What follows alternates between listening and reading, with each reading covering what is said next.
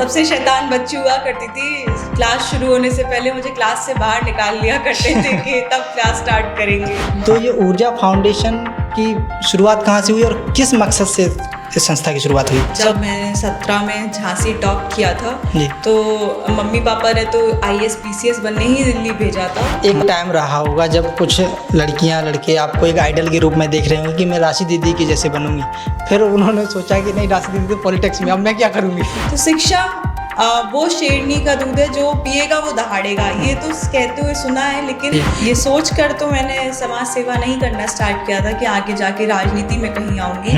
तो घर वालों ने डांटा नहीं कि बेटा नहीं, ये राजनीति नहीं करना है, गलत बात? पहले तो बहुत मना किया, और किसी ना किसी पोजीशन पे होना बहुत ज़रूरी है अगर आप एक बहुत ही ड्रास्टिक मेजर चेंज लाना चाहते हैं सोसाइटी में। तो बतौर संस्था से ज़्यादा एक राजनीति सफ़र में बदलाव ज़्यादा ला सकते हैं। और ये मिर्च मसाला गॉसिप देता कौन है आदमियों को? पहुँचाती तो कहीं ना कहीं एक महिला ही है। आप जब किसी और चीज़ में डिफीट नहीं दे सकते, तो मैंने जनरली देखा है लोगों को कैरेक्टर के बारे में बात स्टार्ट कर देते हैं। क्यों छोड़ा ये कांग्रेस पार्टी? 8 साल का सफ़र रहा जी। काफ़ी ज़्यादा निराशाजनक माहौल को देखते हुए ये फैसला मैंने लिया। जब जहाँ पर सोच ना मिले, दिल ना मिले, तो रास्ते अलग कर लेना ही बहुत अच्छी चीज़ है।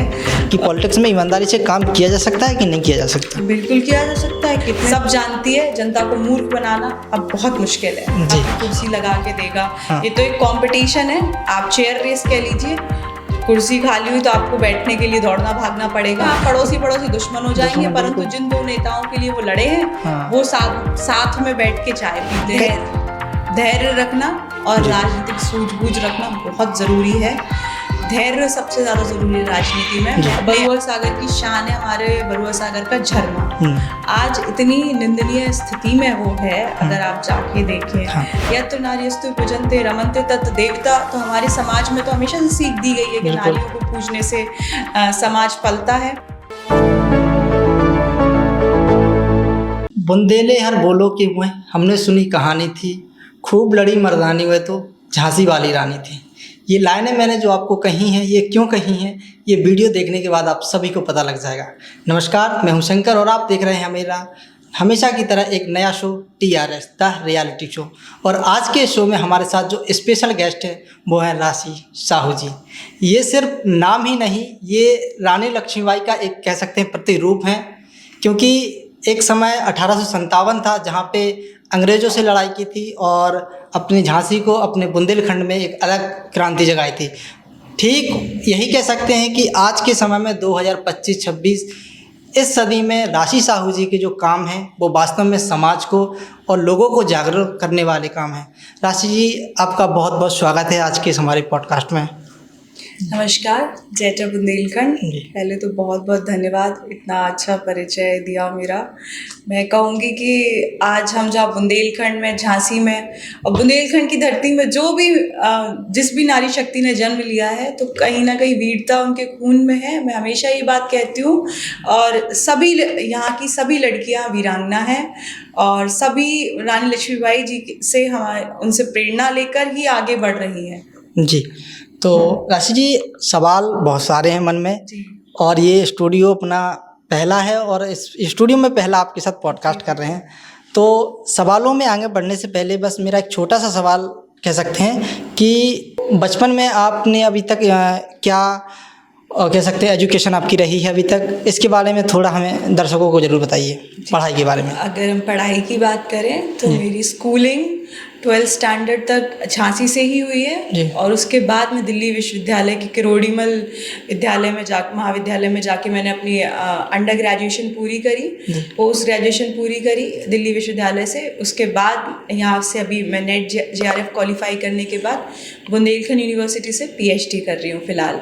बात राजनीति की करें तो मेरे घर में कोई भी राजनीति नहीं कर रहा है या ऐसे राजनीतिक परिवार से मैं नहीं आती हूँ। देखा जाए तो मेरे घर में कोई पार्षद भी नहीं है, तो बैकग्राउंड नहीं है पॉलिटिकल। और बस ऐसे ही समाज सेवा क्या सोच रखकर आगे बढ़ रही हूँ। मतलब वही कि अगर अपन आज की वर्तमान में देखा जाए तो हर एक, चाहे लड़की हो या लड़का हो, अगर वो पढ़ाई कर रहा है तो पढ़ाई में एक चीज़ होता है कि गवर्नमेंट जॉब लेनी है, एक अच्छी हाईएस्ट पोस्ट पे जाना है। लेकिन ये चीज़ ना आके आपने समाज सेवा में अपना कदम बढ़ाया, फिर समाज सेवा में फिर राजनीति में आ पाए। तो पहले तो यही बताइए कि दर्शकों को कि समाज सेवा की शुरुआत कहाँ से हुई? अब समाज सेवा की बात देखें तो जैसे कि हमारे परिवार में ही देश प्रेम की भावना हमेशा से रही है। मेरे परदादाजी फ्रीडम फाइटर हुआ करते थे। उसके बाद दादाजी ने भी उनसे सीख ली और कहीं ना कहीं हम बचपन से उनकी कहानियाँ सुन सुन कर ही बड़े हुए हैं। तो समाज सेवा, देश सेवा की भावना हमेशा से रही। परंतु आज का जो समावेश है, कहीं ना कहीं आप समाज सेवा, राजनीति, समाज के दो पहलू बन चुके हैं। तो जो क्रांति आप समाज में लाना चाहते हैं, कहीं ना कहीं आपको राजनीति का सहारा लेना पड़ेगा, आवश्यक है। जी, कहीं ना कहीं ऐसा तो नहीं कि टीचर ने कहा होगा बेटा आप नहीं बड़े होकर लोगों की मदद करना? नहीं, जब मैं अपने स्कूल में थी तो अपने टीचर से पूछा करती थी कि पार्लियामेंट में कैसे पहुंचते हैं, पार्लियामेंट में सीट्स कितनी होती है। तो इच्छा कहीं ना कहीं रही होगी, परंतु वो भी मुझे डांट देते थे, क्या तुम्हें जाना है, क्या तुम पूछती हो ये क्वेश्चन। तो सिविक्स में ये चैप्टर्स होते थे, तो मैं हमेशा काउंटिंग्स को, नंबर, राज्यसभा, लोकसभा, विधानसभा, सब में रुचि बड़ा रखती थी कि इनके बारे में जानकारी प्राप्त करने के लिए। तो वहीं से टीचर्स डांटते थे। आज वही टीचर्स सब झांसी में मुझे सपोर्ट करते हैं, मेरे एनजीओ को सपोर्ट करते हैं, तो बड़ा अच्छा लगता है देखकर। तो कहीं ना कहीं जो टीचर्स पुराने हैं वो यही सोचते होंगे कि ये बच्चा सुधरा नहीं, देखो वो जो किया है। उनके लिए तो आज भी मैं वही स्कूल में शैतानी करने वाली सबसे शैतान बच्ची हुआ करती थी।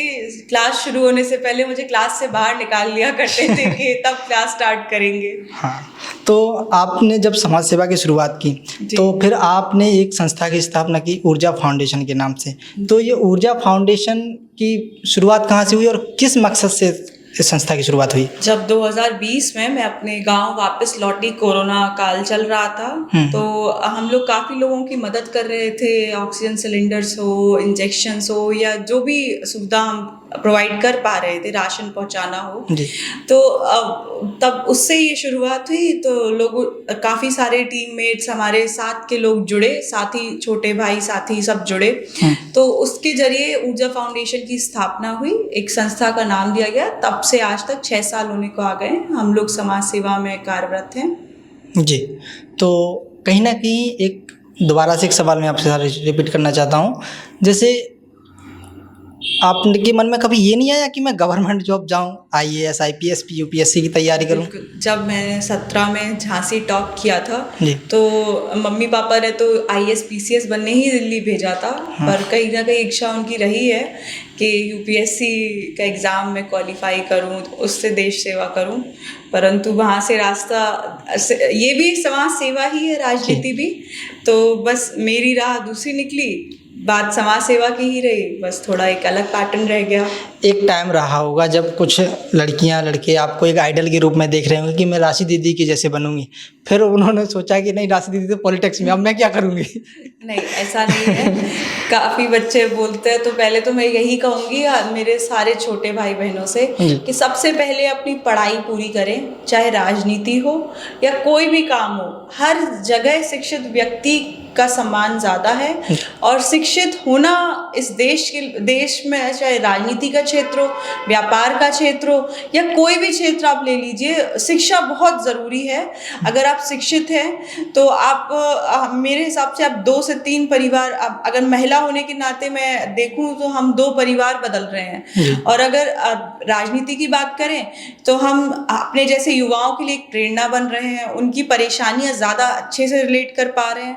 तो शिक्षा वो शेरनी का दूध है, जो पिएगा वो दहाड़ेगा, ये तो कहते हुए सुना है। लेकिन मैंने व्यक्तिगत रूप से ये महसूस किया है कि पढ़ाई लिखाई पहले, फिर बाद में बाकी सारे ऑक्यूपेशंस। व्यापार में भी आना है तो आप पढ़ाई पूरा करके आइए। बिल्कुल। तो अगर अपन बात करें दीदी समाज सेवा के क्षेत्र की, तो आपकी संस्था स्पेशली या विशेष रूप से किस फील्ड में आप लोग काम करते हैं? महिला सशक्तिकरण पे तो काम कर ही रहे थे, साथ ही साथ अलग अलग प्रदेश में जब चुनाव के मैंने जब दौरे में प्रभारी बनाया गया, तो अलग अलग प्रदेशों में जाकर देखा तो महिलाओं की मानसिक स्थिति क्या है। तो फिलहाल हम मेंटल हेल्थ पर काम कर रहे हैं। महिलाओं की मानसिक स्थिति, शायद हम उसमें कुछ सुधार ला पाएँ, या कोई महिला जो कहीं भी अपना मतलब दुख दर्द जाहिर कार्य नहीं कर पा रहे हैं, हम उन तक पहुंच पाएँ और उनकी सिचुएशन में थोड़ी सी मदद हम अपना योगदान कर पाएँ, तो मैं अपने आप को बड़ा योग्य समझूंगी अगर एक महिला के जीवन में भी हम चेंज ला सकेंगे। जी। और समाज सेवा करते करते एक स्टेप ये आया कि आपने राजनीति में अपना कदम बढ़ाया, तो ये कहाँ से आ गया आपके मन में एकदम से?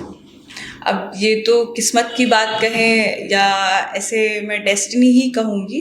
ये सोच कर तो मैंने समाज सेवा नहीं करना स्टार्ट किया था कि आगे जाके राजनीति में कहीं आऊँगी, परंतु पता ही नहीं चला काम करते करते कब यहाँ तक आ पहुँची, अब आ गई हूँ। मतलब कोई टर्निंग पॉइंट के जहाँ से चलो अब राजनीति ही करते हैं? ऐसा तो कोई, हाँ, छात्र राजनीति, कॉलेज की राजनीति इसका हिस्सा मान सकते हैं कि जब मैंने छात्र संगठन को ज्वाइन किया, वो एक टर्निंग पॉइंट हो सकता है, परंतु ऐसा कुछ प्लानिंग नहीं थी। परंतु अब आ गई हूँ तो इस फेस को भी इंजॉय ही कर रही हूँ और काम कर रही हूँ और बहुत मेहनत, अपना ईमानदारी से मेहनत कर रही हूँ। बाकी सब मैं कहूँगी डेस्टिनी है, बिना ईश्वर की कृपा के हम कोई भी टर्निंग पॉइंट नहीं ला सकते अपनी लाइफ में। तो घर वालों ने डांटा नहीं कि बेटा नहीं ये राजनीति नहीं करना है, गलत बात? पहले तो बहुत मना किया, परंतु जब मेरी मतलब मेहनत देखी, संघर्ष देखा, तो सपोर्ट भी बहुत मिला मुझे। बिना घर वालों के तो कोई कहीं पहुंच ही नहीं सकता, तो मेरे पिताजी का बहुत सहयोग रहा है। और आज भी जो भी आज मैं चाहे राजनीति में हूँ, भले ही वो किसी राजनीतिक बैकग्राउंड से नहीं है, परंतु मॉरल सपोर्ट एक बहुत ज़रूरी होता है कोई भी काम करने के लिए, तो वो मेरे स्ट्रॉन्ग पिलर मेरे पिताजी हैं, वही प्रेरणा मतलब है। एक मार्गदर्शक कह सकते हैं, गुरु कह सकते हैं। बिल्कुल। जी। जैसे कि समाज सेवा आपकी कंटिन्यू थी, इसके अलावा आपको क्यों लगा ऐसा कि जो चेंजेस हैं समाज में महिलाओं के लिए या अदर लोगों के लिए, तो राजनीति में ही आने के बाद किया जा सकता है? देखिए, अब मैं समझती हूँ अगर कुछ डिसीजंस ऐसे हैं, बहुत सारे काम ऐसे हैं, हम कहीं और जाके किसी से इंसिस्ट करके करवा सकते हैं, परंतु जो मैं समझती हूँ कि अगर हम चेंज लाना चाहते हैं तो पहले तो चेंज खुद ही बनकर आए और किसी ना किसी पोजीशन पे होना बहुत ज़रूरी है। अगर आप एक बहुत ही ड्रास्टिक मेजर चेंज लाना चाहते हैं सोसाइटी में, तो पहले तो आप उसको खुद ही एक रेवोल्यूशन बन के आओ, और फिर समाज में क्रांति लाने के लिए पहले तो आपको किसी पोजीशन में होना पड़ेगा, तब जाके आप दूसरों के लिए भी प्रेरणा बनेंगे और दूसरों के काम करवा पाएंगे। तो मैं समझती हूँ इसीलिए शायद ज़रूरी हो, परंतु समाज सेवा अगर आपको करनी है तो वो आपके मन में भाव होना चाहिए। अगर आपने अपने परिवार में भी, ऐसा नहीं है कि समाज सेवा करनी है तो आप निकल गए घर से, पेड़ लगा दिए, आपने कुछ सामान डिस्ट्रीब्यूट कर दिया, तो मैं ये समाज सेवा का उदाहरण नहीं है, बल्कि आप समाज सेवा वो है, आपने अगर एक आदमी का भी जीवन बदला, आपने एक आदमी की भी हेल्प करी, तो वो भी समाज सेवा है। आप एक हरा भरा, एक खुशहाल अगर आसपास का अपना बैकग्राउंड एनवायरनमेंट बना रहे हैं, तो मेरे हिसाब से वो समाज सेवा है। सिर्फ पेड़ पौधे लगा देना या कुछ कोई भी छोटी छोटी एक्टिविटी करना, अनाथ आश्रम में चले जाना, ये समाज सेवा का पार्ट नहीं है। आज की जनरेशन में जो जेनजी बच्चे मैं कहूँगी, शायद ये समझ रहे हो कि अगर आप ओल्ड एज होम चले गए, कुछ सामान बांट के आए, तो इस चीज़ को अगर आप सोशल वर्क समझ रहे हैं तो आप इससे आगे बढ़िए। ये ज़रूरी पहलू हैं, आपको मदद करनी पड़ेगी ये सब संस्थाओं में जाके, परंतु आपको एक्चुअल जो समाज की तकलीफें हैं वो चेंजेस लाने पड़ेंगे। तो बतौर संस्था से ज़्यादा एक राजनीति सफ़र में बदलाव ज़्यादा ला सकते हैं राजनीति करके? दोनों इक्वली इम्पॉर्टेंट है। दोनों मैं कहूँगी अगर एक गाड़ी के एक दो अलग अलग पहिए हैं और अगर एक भी पहिया अलग होता है तो गाड़ी डिसबैलेंस हो जाएगी, ऐसा मेरा मानना है। बाकी चलिए, तो अगर बात करें आपकी दीदी, तो बतौर महिला सबसे ज़्यादा क्या आपको फेस करना पड़ा समाज सेवा से एकदम से राजनीति में आने के लिए? देखिए, अगर हम सिर्फ महिला पॉलिटिशियन की बात करें तो पहले तो शुरुआत घर से ही होती है। घर, महिला समाज जितने भी नेत्रियां हैं उन्हें पहले तो घर से ही चैलेंजेस मतलब लेने पड़ते हैं। घर से ही स्ट्रगल स्टार्ट होता है, फिर घर तक ही आकर ख़त्म भी होता है। तो चैलेंजेस बहुत सारे रहते हैं। मैं यहाँ सिर्फ अपनी बात नहीं कर रही हूँ, जितनी भी 99% महिलाएं ऐसी होंगी, उसमें से 1-2% ऐसी होंगी जिनके घर में पहले से कोई अगर राजनीति में है तो उन्हें शायद ना फेस करना पड़ता हो, परंतु बहुत सारी ऐसी चीज़ें हैं जो हम लोगों को फेस करनी पड़ जाती हैं। मैं शायद ये सही प्लेटफॉर्म है या नहीं कहने के लिए, परंतु एक महिला होने के नाते मैं सबसे पहले तो यही कहूँगी, हम महिलाओं को चेंज लाना पड़ेगा। एक दूसरे के बारे में लैग पुलिंग, एक दूसरे के कैरेक्टर के बारे में बातें करना हमें खुद ही बंद करनी पड़ेगी, तब जाके आपके लिए सेफ होगा एनवायरनमेंट। जिस दिन हम दूसरों के लिए गलत बोलना खत्म कर देंगे, उस दिन हमारे बारे में भी बातें बनना बंद हो जाएंगी। और ये मिर्च मसाला गॉसिप देता कौन है आदमियों को, पहुंचाती तो कहीं ना कहीं एक महिला ही है, अपने ही किसी ग्रुप के बारे में।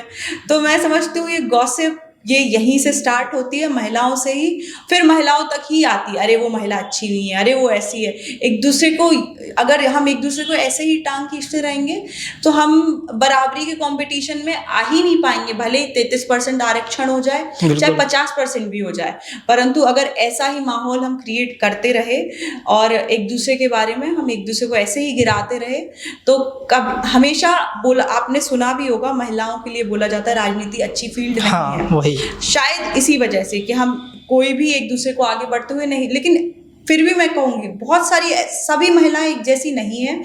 बहुत सारे ऐसे सपोर्टर्स भी होते हैं कि एक दूसरे को देख के खुश होते हैं, आगे भी बढ़ाते हैं।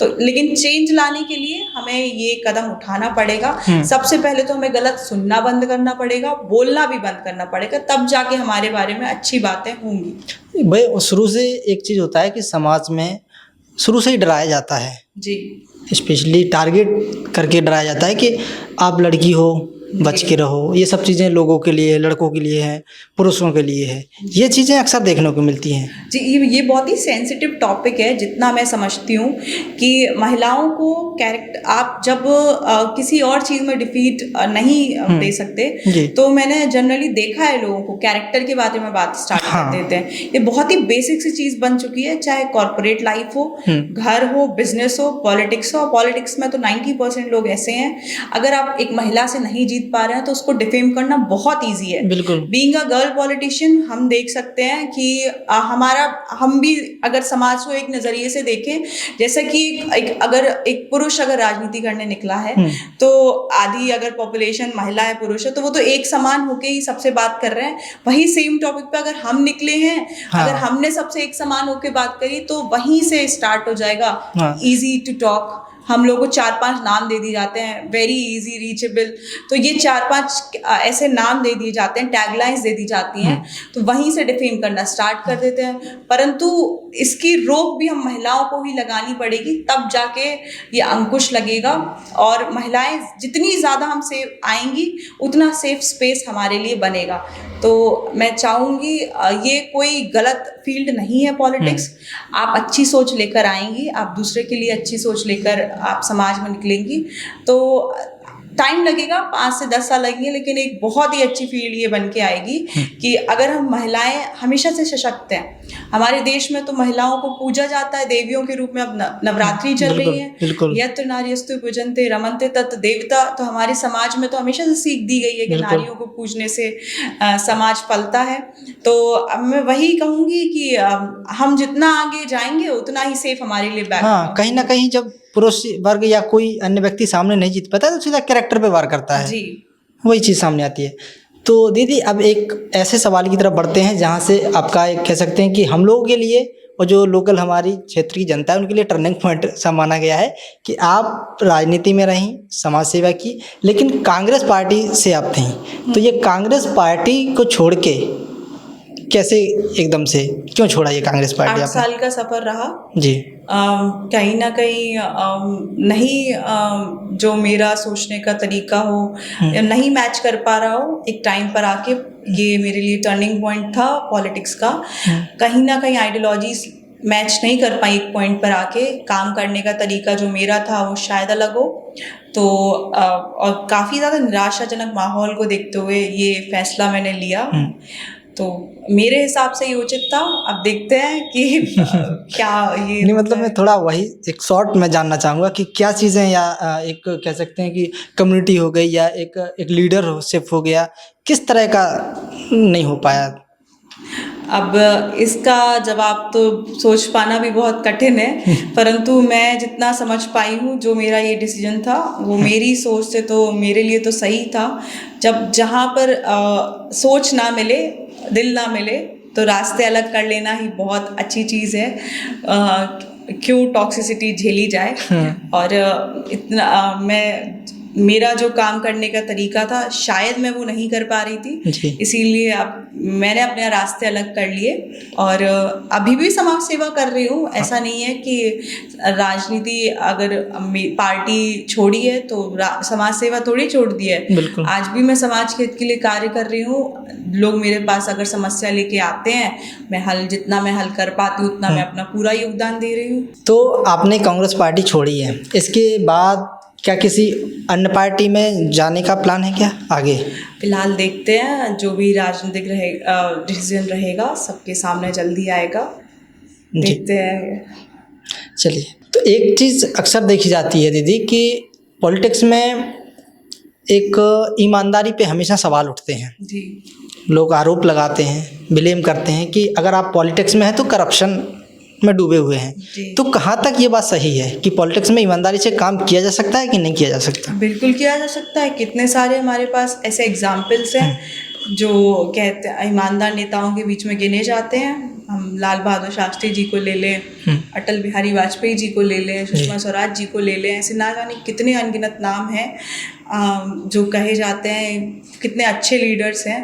आप योगी जी को देख लीजिए। तो ये सारे अगर हम एग्जाम्पल्स देखें तो अगर लोग कहते हैं कि करप्शन करके लोग फैमिलीज में लेकिन सबके तो देखे जाए फैमिलीज ही नहीं है। तो है भी, फिर भी एक ये बिल्कुल अलग जीवन जी रहे हैं। और जैसे सुषमा स्वराज जी को देखा तो उन्होंने अपने रहते हुए कभी अपनी बच्ची को प्रमोट नहीं किया। आज भले ही बांसुरी जी राजनीति कर रहे हैं। ईमानदार होना बहुत ज़रूरी है पॉलिटिक्स में, परंतु कभी कभी आगे बढ़कर हम अपनी राजनीतिक सूझबूझ के आगे बहुत सारे लोग अपना विवेक खो देते हैं और कुछ डिसीजंस ऐसे हो जाते होंगे जिसमें ईमानदारी उन्हें छोड़नी पड़ जाती है। परंतु ईमानदारी ही बहुत ज़रूरी है। जनता के दिल में बसने के लिए तो ईमानदारी जरूरी है। अब सब कुछ बहुत पारदर्शी और ट्रांसपेरेंट हो चुका है, सब जानती है। जनता को मूर्ख बनाना अब बहुत मुश्किल है। जी, एक चीज़ और हमेशा सवाल आता है लोगों के मन में कि राजनीति में दोस्त कम होते हैं और आलोचक या जलने वाले या हमेशा त्रुटियां निकालने वाले अधिकतर मिलते हैं। तो ये बात आपने कहाँ तक फेस की है? जितना मैं समझती हूँ, राजनीति में कोई राजनीति कोई बहुत ऐसा थोड़ी है कि आप आएंगे कोई आपको कुर्सी लगा के देगा। ये तो एक कंपटीशन है। आप चेयर रेस कह लीजिए, कुर्सी खाली हुई तो आपको बैठने के लिए दौड़ना भागना पड़ेगा। तो कोई अपनी कुर्सी थोड़ी ना आपको लगा के दे देगा। और अगर बात करें अच्छाई और बुराई की, तो आदमी आप बाजार निकल जाइए मेले में, तो आप अगर मेले में कुछ सामान खरीदने जाते हैं तो आप ये वाला कहेगा कि बगल वाला कहेगा दुकान में, हमारी दुकान में जात भले दोनों 100 रुपए में सामान बेच रहे हैं, तो वो उसकी बुराई तो करेगा ही ना कि उसका माल खराब है, उसका ऐसा है। तो ये कोई भी आपकी तारीफ क्यों करेगा? हर किसी को अपना प्रोडक्ट बेचना है, तो कहीं ना कहीं दूसरे प्रोडक्ट को नीचा गिरा के, तो यही राजनीति है। आप यहाँ से एग्जाम्पल ले लीजिए। सबको अपनी अपनी कुर्सी बचानी है, तो एक दूसरे को डिफेम करके कोई ऐसा थोड़ी बोलेगा अरे वो भी अच्छे आदमी हैं, तो फिर उसकी कुर्सी कैसे बचेगी? तो ये चेयर रेस है। जो जैसे मतलब पॉलिटिक्स में बुराइयां करना या त्रुटियां निकालना इट्स वेरी कॉमन। ये सिर्फ एक लेवल सोशल मीडिया तक ही लड़ाई झगड़ा है। परंतु सब बहुत अच्छे दोस्त हैं, सब साथ में चाय कॉफी सब एक दूसरे के यहाँ फंक्शंस में जाते हैं। तो मैं एक आम जनता से तो यही अपील करूंगी कि राजनीति के लिए आप अपने आपसी रिश्ते मत खराब करें। अक्सर यही देखते हैं आप पड़ोसी दुश्मन हो जाएंगे, परंतु जिन दो नेताओं के लिए वो लड़े हैं वो साथ में बैठ के चाय पीते हैं। कई ऐसे सोशल मीडिया पे वीडियो देखे हैं, पोस्ट देखे हैं जहाँ ऐसे सीरियस मैटर हो गए हैं, लेकिन जिनकी वजह से हुए वो आराम से बैठ के बिल्कुल कर रहे हैं। अगर आप अपने विरोधियों की बात करें तो आप अपने जो विरोधियों को किस तरह की सलाह देना चाहेंगे? फिलहाल तो मैं कहूँगी मेरा तो कोई ऐसा विरोधी है नहीं। अगर कोई समझ रहा हो अपने आप को वो बात अलग है, परंतु मैंने तो ऐसा कुछ अभी, मैं समझती हूँ मुझे बहुत ही सपोर्ट मिला है। हाँ, नेगेटिव ट्रोलिंग ये सब चलती रहती है। जिन्होंने ट्रोल किया वो शायद मुझसे अभी तक मिले ही नहीं होंगे, और मिलने के बाद मुझे नहीं लगता कोई ट्रोलिंग रही हो, क्योंकि ना मेरी ऐसी राजनीतिक कोई आकांक्षा है कि मुझे ये चाहिए ही चाहिए, ना मेरा ऐसा कोई बहुत बड़ा एम है कि मैं किसी और का कुछ विरोध कर रही हूँ। तो ये तो विरोध होना लाजमी है। अगर आप घर से निकले हैं और कहीं संघर्ष कर रहे हैं, किसी वही चेयर रेस वाली बात फिर से हम लाएंगे, तो विरोध होना लाजमी है और ये सहकर ही आपको आगे निकलना पड़ेगा। कोई आपको तालियां बजाकर तो अपनी कुर्सी पे बिठाएगा नहीं, और कोई फूल नहीं बरसाएगा। आपको खुद ही अपना गार्डन उगाना पड़ेगा, आपको अपने पौधे में पानी खुद ही डालना पड़ेगा। तो जी, तो अगर आपको इन फ्यूचर एक लीडरशिप का कह सकते हैं कि जिम्मेदारी आपको मिलती है किसी पार्टी के थ्रू, या कोई बड़ी जिम्मेदारी आपको मिलती है, तब आपकी मुख्य विशेषताएं कह सकते हैं या मुख्य भूमिकाएं क्या रहेंगी? चूँकि मैं एक बहुत ही छोटे से कस्बे से आती हूँ जहाँ बहुत ही बेसिक सी समस्याएं थी। अब हाल ही में मैंने आवाज़ उठाई, उस समस्याओं को दूर भी किया गया जनप्रतिनिधियों द्वारा, अधिकारियों द्वारा। तो ऐसे ही अगर कोई समस्या आती है तो मैं किसी भी दल में हूँ, मेरी प्राथमिकता रहेगी, भले ही मुझे विपक्ष की भूमिका निभाना पड़े उस दल में होने के बाद, तो भी मैं निभाऊंगी। और मैं सबसे पहले मेरी प्राथमिकता रहेगी कि जो आम समस्याएं हैं मैं उन पे काम करूं। जो मैं अपने आसपास देख रही हूँ, झांसी में जो समस्याएं मैं देख रही हूँ, छात्रों को जो समस्या आ रही है, बाहर कॉलेज पढ़ने जा रहा है तो ये और घर छोड़ के नौकरी की तलाश में अपना शहर छोड़ के जाना पड़ रहा है, इन कुछ समस्याओं को अंकुश लगाने के लिए अगर मैं कुछ कर पाई तो मैं अपने आप को बहुत भाग्यशाली मानूंगी। जी दीदी, आज की जो बात करें आज के टाइम की, कि अभी जैसे शुरू में भी अपनी चर्चा हुई थी कि महिलाओं की पॉलिटिक्स के बारे में, तो महिलाओं को, लेडीज़ लोग को पॉलिटिक्स में आने के लिए क्या सबसे ज़्यादा ज़रूरी है कि एक बिना हिचक के, बिना रोक टोक के पॉलिटिक्स में वो ज्वाइन हो सकें? धैर्य रखना और राजनीतिक सूझबूझ रखना बहुत ज़रूरी है। धैर्य सबसे ज़्यादा ज़रूरी है राजनीति में। मैं अपने 8 साल के एक्सपीरियंस से यही कहूँगी, धैर्य रखिए और कोई भी शॉर्टकट मत लीजिए। आप अपने रास्ते पर चलिए, दूसरी महिलाओं को गिराने की बजाय, दूसरी महिलाओं को धक्का देने की बजाय उनके लिए एक पैरेलल लाइन बनाइए। अगर आप में काबिलियत होगी, दिखेगी लोगों को, और अब धैर्य के जरिए अपना रास्ता बनाएं, ज़रूर सफलता मिलेगी। और हम ये ना समझें कि हमें वो आरक्षण वाले कोटे को फिल करना है। हम क्यों ना 50% की हिस्सेदारी के साथ अब आगे बढ़े, हम बराबरी की मुकाबला रखें, बराबरी का कंपटीशन दें पुरुषों को भी। सिर्फ आरक्षण के कोटे में हमें नहीं आना है, 33% वाले में। हम बराबरी का हिस्सा, आधी आबादी, पूरा हक की बात हम अगर करते हैं तो हमें अपना कंपटीशन भी बराबर का रखना चाहिए। मैं तो ये समझती हूँ कि आरक्षण से हमें काबिल नहीं बनना है, पद पर नहीं जाना है आरक्षण, अपने टैलेंट पर आगे जाइए, और वो धैर्य, मेहनत और संयम से ही आगे होगा। कोई भी शॉर्टकट लेके आप, हाँ एक बार को आप 1-2 पद के लिए आप आगे जा सकते हैं, परंतु अगर आपको लंबी राजनीति अगर करनी है, अगर सच में आपका कोई पॉलिटिकल एम है, तो वो मेहनत और संयम से ही होगा। दीदी, सवालों को थोड़ा चेंज करते हैं, अब बात करते हैं अपने लोकल एरिया क्षेत्र बरुआ सागर के बारे में। तो ऐसी क्या चीज़ें हैं जो अभी तक आपके हिसाब से यहाँ पे डेवलप नहीं हो पाया है और होनी चाहिए? एक तो मैं कहूँगी हमारे बरुआ सागर में बहुत ही सुंदर सा किला है, और बरुआ सागर की शान है हमारे बरुआ सागर का झरना। आज इतनी निंदनीय स्थिति में वो है, अगर आप जाके देखें, कई लगी हुई है, तालाब की गहरीकरण की बहुत सारी योजना बनाई गई, परंतु कोई भी जनप्रतिनिधि आके वहाँ देखा नहीं उसकी स्थिति क्या है। और किले का सौंदर्यीकरण हुआ तो है कागजों पे, परंतु जमीनी स्तर पे मैं देख पा रही हूँ नहीं हुआ है।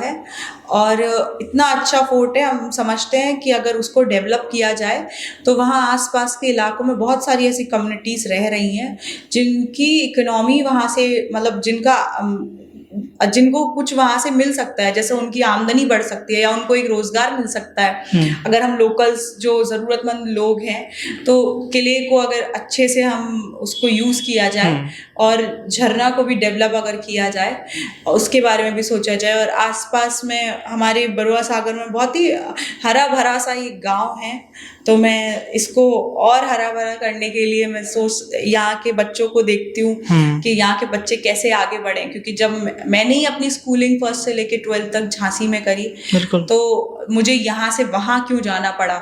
जब मैं यहाँ रहती हूँ तो मुझे 20 किलोमीटर दूर जाके पढ़ाई पूरी करनी पड़ी, तो क्यों ना यहाँ के बच्चे यहीं पढ़े, उसके लिए हम बेहतर शिक्षा यहीं पर उनको प्रोवाइड करें।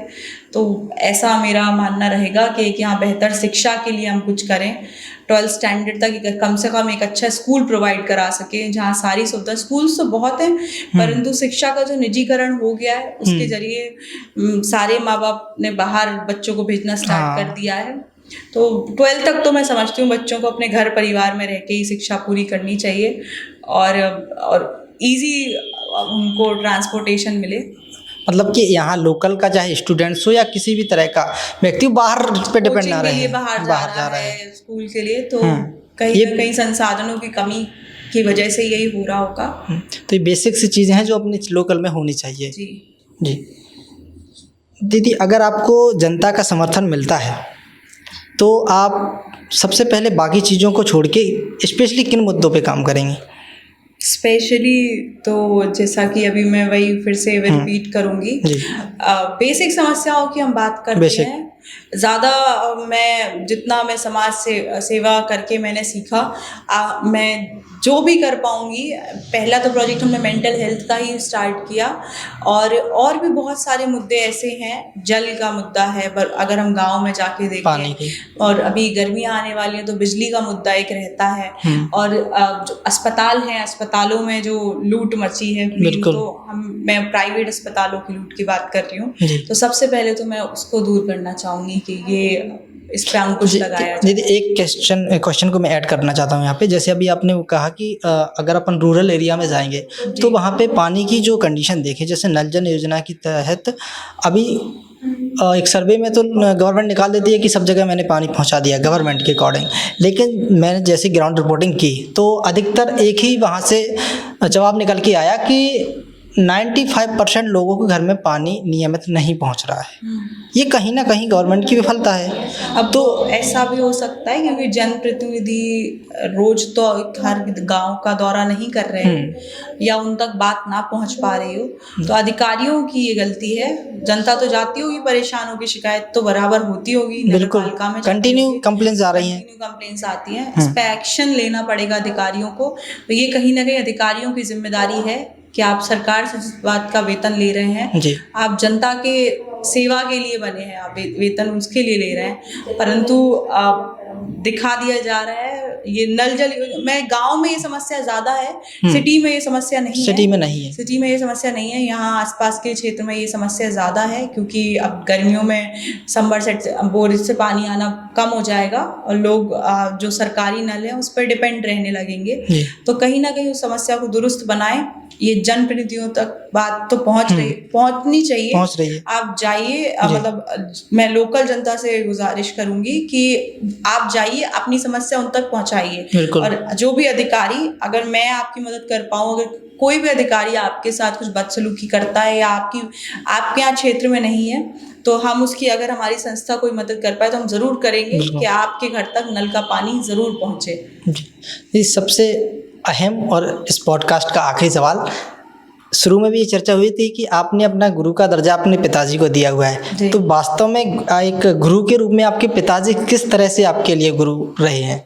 हर चीज़ में संयम रखना मैंने अपने पिताजी से सीखा, ईमानदारी पे चलना मैंने अपने पिताजी से सीखा। पूरे आप कहीं भी जाएं, उनकी ईमानदारी के चर्चे पूरे शहर में हैं, और संयम के भी और धैर्य के भी। तो ये तीनों गुण मैंने उनसे सीखे हैं। और उन्होंने एक चीज़ सिखाया है, अगर हम बात विरोधियों की करें तो आप अपना काम करते रहिए, अगर आप कुछ अच्छा भी कर रहे हो तो भी आपका विरोध होगा, आप कुछ बुरा भी कर रहे हो तो भी विरोध होना लाजमी है। आप अपना काम करना मत छोड़िए। विरोध से डरेंगे तो हम घर से निकलना ही छोड़ देंगे। सबसे पहले तो अगर सड़क पे ही चले तो अगर कोई कुत्ता भौंक जाए तो क्या हम घर के अंदर वापस चले जाएंगे? तो मैं यही कहूंगी, विरोध से ना डरें और ईमानदारी संयम से काम करना बहुत जरूरी है। किसी भी दिशा में हो, किसी भी मतलब फील्ड में हम काम करें, ईमानदारी बहुत ज़रूरी है। जी दीदी, ये मेरे जो सवाल थे लगभग पूरे हो चुके हैं। आप अपनी तरफ से एक ऐसा मैसेज स्पेशली लेडीज़, महिलाएं और जो नया युवा है उनके लिए एक मैसेज जरूर दीजिए। तो अब जेनजी की बात करें जी, मैं एक मैसेज जेनजी को देना चाहूँगी। बड़ा ट्रेंडिंग वर्ड है जेनजी, सुनने में भी बड़ा कूल लगता है। मैं भी आप ही की जनरेशन से हूँ तो शायद मुझसे ज़्यादा रिलेट कर पाए। एक ही चीज़ कहूँगी, आप अपने करियर को लेकर इतना भागें नहीं, अपनी पढ़ाई अच्छे से करें और 10th और 12th में ही अपना एम जो भी गोल हो वो सेट कर लें, ताकि आगे आने वाले 5 साल आप उस पर काम कर पाएँ और कोई ना कोई कला ज़रूर सीखें, क्योंकि अब पॉपुलेशन इतनी बढ़ रही है। अगर हम हर चीज़ में सरकार को ही दोष देते रहेंगे कि नौकरी नहीं मिली, तो ये तो खुद से भी गलत होगा। हमें अपने जॉब की अपॉर्चुनिटीज़ खुद बनानी पड़ेंगी, स्टार्टअप्स खुद करने पड़ेंगे और बहुत सारी ऐसी चीज़ें हैं। हम अगर अलग अलग हमारे पास आर्ट रहेगी, आप कमा के खा सकते हैं। तो आप सिर्फ जॉब के ऊपर डिपेंड ना होके अपना स्टार्टअप, अपना बिजनेस खुद बनाने की सोच रखें, तो आप ज़रूर सक्सेसफुल होंगे और दूसरों पर डिपेंड होने की बजाय आत्मनिर्भर बने। इतना ही मेरा कहना है जी। तो दीदी, पॉडकास्ट को फिनिश करते हैं, समाप्त करते हैं। दर्शकों, हमारे साथ थी राशि साहू जी और इनके साथ बहुत अच्छा लगा बात करके और जो भी जानकारी है इन्होंने अपने साथ शेयर की है, इनके लिए बहुत बहुत थैंक यू जो इतना टाइम हमें दिया। Thank you so much.